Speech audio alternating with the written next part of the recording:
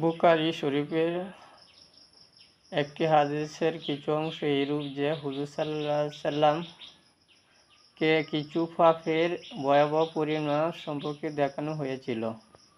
এক ব্যক্তির অবস্থা ছিল যে তার মাথায় একটি পাথর এত জোরে নিক্ষেপ করা হয়েছিল যে তার মস্তক চূর্ণবিচূর্ণ হইয়া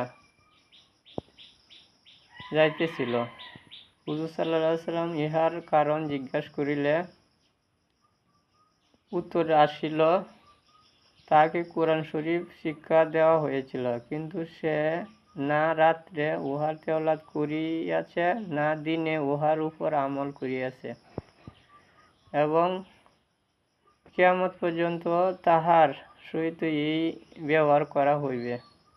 আল্লাহ পাক স্বীয় মেহেরবানির দ্বারা আমাদিগকে আপন আযাব হইতে হেফাজত করুন। প্রকৃতপক্ষে আল্লাহ কালাম এত বড় নেয়ামত, যার প্রতি অবহেলা করিলে শাস্তি হওয়াই স্বাভাবিক। সবাইকে বোঝার তৌফিক দান করুন। আমিন।